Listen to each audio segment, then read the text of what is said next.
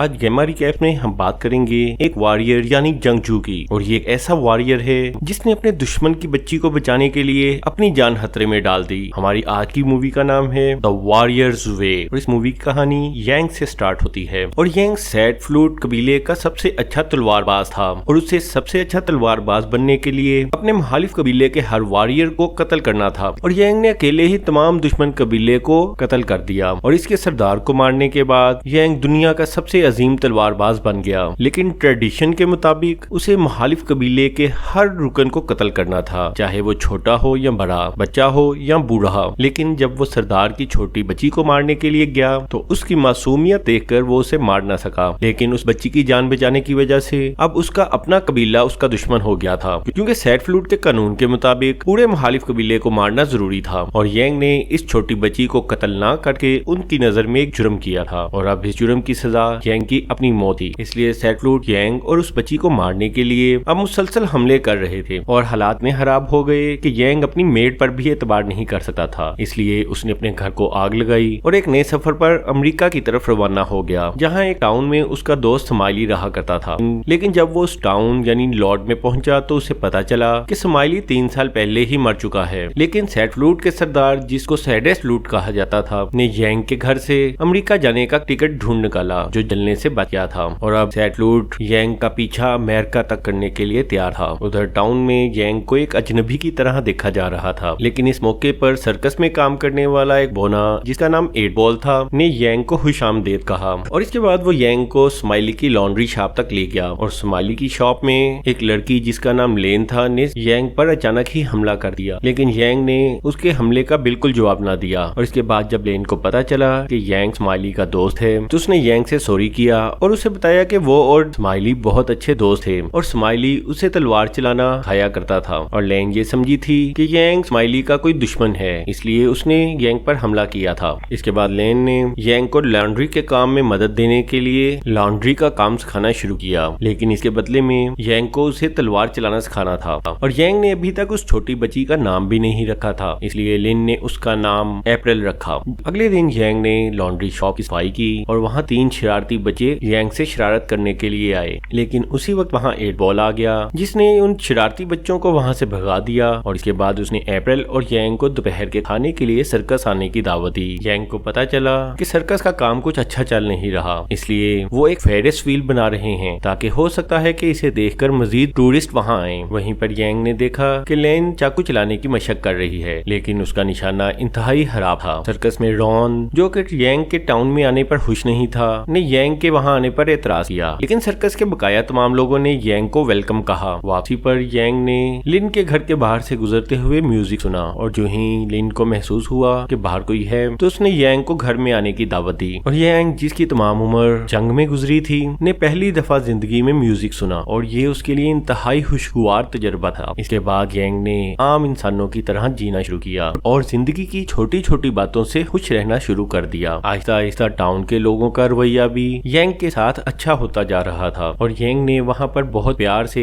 एक बाग भी लगाया। लेकिन यांग को सबसे ज्यादा पसंद फेरिस व्हील पर बैठकर सनसेट देखने का था, क्योंकि उसे हमेशा लगता था कि ये जिंदगी के इख्तिताम के बाद एक नई शुरुआत है। एक दिन यांग ने लिन को कब्रिस्तान जाते देखा और उसने 8 बॉल से पूछा कि लिन इतनी ज्यादा गुस्से में क्यों रहती है। इस पर 8 बॉल ने उसे बताया कि बहुत साल पहले एक वार्ड लॉर्ड कर्नल ने उनके टाउन पर अपनी फौज के साथ हमला कर दिया था और उसने लिन को अपनी रात गुजारने के लिए चुना और इस मकसद के लिए वो लिन को वहाँ मौजूद एक किचन में ले गया। लेकिन लिन ने मौका पाकर उसके मुंह पर उबलता हुआ तेल फेंक दिया और वहाँ से बाहर भाग आई। लेकिन कर्नल ने गुस्से में लिन को गोली मार दी और इसके साथ ही उसकी तमाम फैमिली यानी उसके माँ बाप और छोटे भाई को भी कत्ल कर दिया। और कर्नल के जाने के बाद जब टाउन के बकाया लोग उन्हें दफनाने लगे तो उन्हें अंदाजा हुआ कि लिन तो जिंदा है। ये जानने के बाद यांग को समझ आ गई कि लिन हर वक्त इतने गुस्से में क्यों रहती है। असल में ये गुस्सा लिन का इंतकाम था जो वो कर्नल से लेना चाहती थी। इसलिए उसने फैसला किया कि वो लिन को चाकू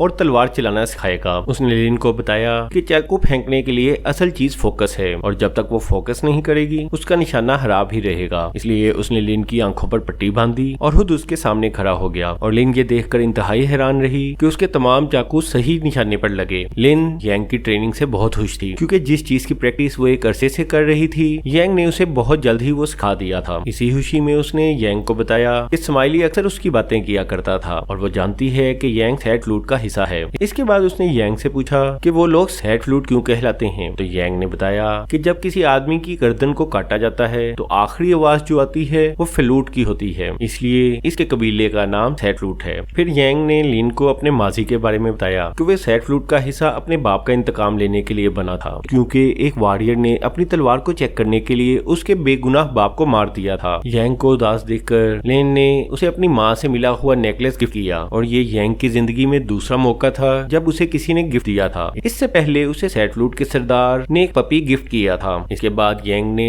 लिन को अपनी तलवार दिखाई जिसे सील कर दिया गया था और यांग ने बताया कि अगर उसने कभी दोबारा इस तलवार को इस्तेमाल किया तो इस तलवार से कत्ल होने वालों की रूहों की चीखें सैड फ्लूट सुन लेगा और इससे उसे पता चल जाएगा कि वो कहाँ पर है। इसके बाद यांग ने लिन को दूसरी तलवारों के साथ तलवारबाजी खाना शुरू किया। दूसरी तरफ सैडेस्ट फ्लूट यांग की तलाश के लिए अमेरिका आ रहा था। अगरचे वो नहीं जानता था कि अमेरिका जैसे बड़े मुल्क में यांग कहाँ पर है, लेकिन वो ये जरूर जानता था कि जिस दिन भी यांग ने अपनी तलवार चलाई तो उससे कत्ल होने वालों की रूहें उसे उसका पता जरूर बता देंगी। अब यांग एक नॉर्मल आदमी की जिंदगी जी रहा था, जैसे गार्डन में टाइम स्पेंड करना, लिन को ट्रेनिंग देना और सबसे अहम अप्रैल की देखभाल करना। और आखिरकार क्रिसमस का मौका आ गया जिस पर सर्कस के तमाम लोगों ने एक बड़ी पार्टी रखी, लेकिन उनकी ये खुशी और पार्टी ज्यादा देर तक कायम न रही, क्योंकि उसी वक्त कर्नल अपने आदमियों के साथ एक दफा फिर टाउन पर मुसीबत बनकर टूट पड़ा और टाउन में आते हुए उनके घोड़ों ने सबसे पहले यांग के गार्डन को तबाह कर दिया। लिन ने जो उबलता हुआ तेल कर्नल के चेहरे पर फेंका था उसके निशान छुपाने के लिए कर्नल एक मास्क पहनता था। इसके बाद कर्नल के आदमियों ने सर्कस के हर बंदे को मारा पीटा। इस मौके पर टाउन के लोगों ने फैसला किया कि लिन को वहां से दूर रखा जाए, क्योंकि लिन कर्नल से इंतकाम लेने के लिए कोई उल्टी सीधी हरकत ना कर बैठे। लेकिन लिन ने एक चाकू की मदद से अपनी रस्सी काट ली। उधर यांग इस सोच में था कि क्या वो अपनी तलवार को दोबारा इस्तेमाल करे या इसे सील में ही रहने दे। उधर कर्नल ने एक औरत को अपने लिए चुना, लेकिन जब उसके हामद ने उसे रोकने की कोशिश की तो उसने उसे शूट कर दिया। लेकिन इससे पहले कि कर्नल कुछ करता उसके कमरे में सजी समरी लिन आ गई। उधर टाउन के सब लोगों को भी पता चल गया कि लिन आजाद हो गई है और यकीनन वो कर्नल से इंतकाम लेने के लिए ही गई है। अब लिन को खतरे में देखकर यांग ने फैसला किया कि अब वो वक्त आ गया है जब वो अपनी तलवार को दोबारा इस्तेमाल करेगा और इसके साथ ही उसने अपनी तलवार की सील तोड़ दी और जो ही सील टूटी सैडेस्ट फ्लूट को भी रूहों के रोने और चीखने चलाने की आवाज पहुंच गई और उसे पता चल गया कि यांग कहां पर मौजूद है। उधर लिन ने जो ही अपने चाकू से कर्नल पर वार करने की कोशिश की तो उसे पता चला कि कर्नल उसे पहले ही पहचान चुका था। इसके बाद कर्नल के आदमियों ने आकर लिन को पकड़ लिया, लेकिन उसी वक्त यांग आया और उसने अपनी तलवार से वहां मौजूद तमाम आदमियों को कत्ल कर दिया। लेकिन जिस वक्त वो कर्नल को कत्ल करने लगा तो लिन ने उसे रोक दिया कि ये उसका शिकार है और वही इसको कत्ल करेगी। लेकिन इस मौके पर कर्नल ने लिन को एक ह्यूमन शील्ड के तौर पर इस्तेमाल किया और उसके साथ खिड़की से नीचे छलांग लगा दी। इसके बाद एक घोड़े पर सवार होकर कर्नल वहां से भागने की कोशिश करने लगा, लेकिन लिन ने उसे चाकू से निशाना बना डाला और वो उसे घोड़े से नीचे मार गिराने में कामयाब हो गई। लेकिन जिस वक्त उसके चेहरे से मास्क उतारा गया तो पता चला कि ये तो कोई और आदमी है और कर्नल वहां से भाग जाने में कामयाब हो गया है। कर्नल के जाने के बाद यांग ने फैसला किया कि अब सैडेस्ट फ्लूट उसके बारे में जान चुका है, इसलिए उसका वहां से चले जाना ही बेहतर है ताकि वो टाउन को मजीद खतरे में ना डाले। लेकिन इस मौके पर 8 बॉल ने उसे समझाया कि टाउन तो पहले ही खतरे में है, क्योंकि अगर वो वहां से चला भी जाए तो कर्नल अपनी फौज के साथ एक दफा दोबारा जरूर आएगा और वो टाउन के हर बंदे को कत्ल कर देगा, इसलिए उन्हें यांग की मदद की जरूरत है। और जब टाउन के लोगों ने कहा कि वो कर्नल की फौज से कैसे लड़ सकते हैं तो 8 बॉल ने उन्हें बताया कि उनके पास रॉन भी है जो उनकी मदद करेगा। रॉन भी किसी जमाने में एक बहुत खतरनाक काउबॉय रह चुका था, लेकिन किसी वजह से उसने जुर्म की दुनिया छोड़ दी थी। इसके बाद रॉन ने 8 बॉल की मदद से अपनी तमाम गन्स और असलहा कब्रिस्तान में दफन कर दिया था। इसके बाद उन्होंने जमीन खोदकर रॉन का असलहा बाहर निकाला और रॉन ने दिखाया कि वो आज भी इतना ही अच्छा निशानेबाज है जितना वो पहले था। उधर लिन को अंदाजा हो गया था कि इस लड़ाई के खत्म होने के बाद यांग वहां से चला जाएगा, इसलिए उसने यांग को कहा कि वो चाहती है कि अपनी बकाया जिंदगी यांग के साथ गुजारे, इसलिए वो जाते हुए उसे भी अपने साथ ले जाए। इसके बाद रॉन और यांग ने दुश्मन से लड़ने के लिए एक प्लान बनाया। उन्होंने तमाम रास्ते में बम लगा दिए और रॉन ने यांग को बताया कि उसे हमेशा से लगता था कि यांग एक वॉरियर है, क्योंकि एक वॉरियर ही दूसरे वॉरियर को पहचान सकता है। इसके जवाब में यांग ने उसे बताया कि वो भी ये जानता था कि रॉन एक वॉरियर ही हो सकता है। यहाँ रॉन ने यांग को ये भी बताया कि एक लड़ाई में उसकी बीवी मारी गई थी और मरने मरने से पहले उसने रॉन से वादा लिया था कि वो आइंदा कोई गैर कानूनी काम नहीं करेगा और गन को हाथ नहीं लगाएगा। और आज जब वो ये वादा तोड़ रहा है तो उसे इंतहाई अफसोस है, लेकिन यांग ने उसे तसल्ली दी कि उसने अपने वादा एक अच्छे काम के लिए तोड़ा है, इसलिए उसकी बीवी नाराज नहीं होगी। इसके बाद रॉन ने यांग को नसीहत की कि एक वॉरियर को कभी किसी से मोहब्बत नहीं करनी चाहिए और अगर उसे किसी से सच्ची मोहब्बत हो तो उसे चाहिए कि उनसे दूर रहे, क्योंकि एक वॉरियर की जिंदगी हमेशा मुश्किलात और खतरात का शिकार रहती है। इसलिए बेहतर ये है कि वो अपने प्यारों को इस खतरे में ना डाले। अगले दिन तमाम टाउन और यांग दुश्मन के हमले के लिए तैयार थे, लेकिन इससे पहले उन्होंने अप्रैल को एक खुफिया जगह पर छुपा दिया। फिर यांग रास्ते में खड़े होकर कर्नल का इंतजार करने लगा, जबकि रॉन फेरिस फील्ड पर मोर्चा संभाले बैठा था। थोड़ी ही देर बाद वहाँ कर्नल के आदमी आते नजर आए और जब उनके घोड़े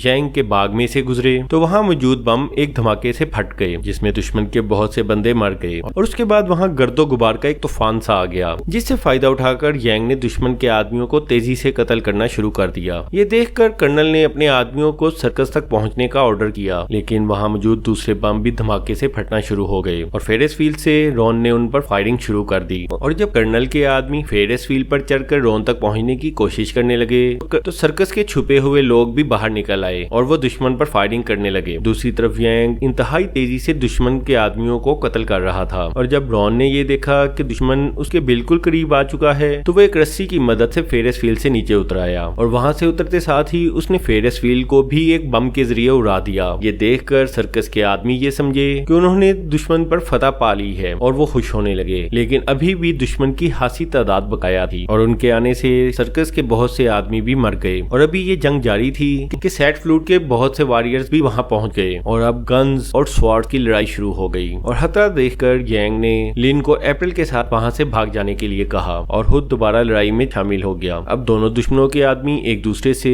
और यांग दोनों से ही लड़ रहा था और इससे बहुत से बंदे बहुत तेजी से मर रहे थे। इस मौके पर लिन ने यांग की मदद के लिए अप्रैल को 8 बॉल को पकड़ाया, लेकिन जिस वक्त लिन और यांग सब आदमियों को मारने के बाद 8 बॉल तक आए तो उन्हें पता चला कि कर्नल 8 बॉल से अप्रैल को छीन कर वहाँ से चला गया है। कर्नल अप्रैल और अपने कुछ आदमियों के साथ एक होटल में घुस गया और उनके पीछे पीछे इस बच्ची को कत्ल करने के लिए सैट फ्लूट के बहुत से वॉरियर्स भी वहाँ आ गए। इस मौके पर यांग एक दफा दोबारा नमूदार हुआ और उसने बिजली की सी तेजी से सैट फ्लूट और कर्नल के तमाम आदमियों को मार डाला। इसके बाद यांग कमरे में दाखिल हुआ और कर्नल पर वार करके अप्रैल को बचा लिया, लेकिन उसने कर्नल को कत्ल करने का मौका लिन को दिया। इसके बाद लिन और कर्नल में तलवार का मुकाबला शुरू हो गया, लेकिन आखिरकार लिन कर्नल को कत्ल करने और अपना इंतकाम पूरा करने में कामयाब हो गई। इसके बाद यांग का सरदार यानी सैटिस फ्लूट वहाँ आया और उसने यांग को पेशकश की कि अगर आज भी वो बच्ची को मार दे तो वो उसे दोबारा सैट फ्लूट में शामिल कर लेगा, लेकिन यांग ने बच्ची को मारने की बजाय अपने सरदार को मारना ज्यादा बेहतर समझा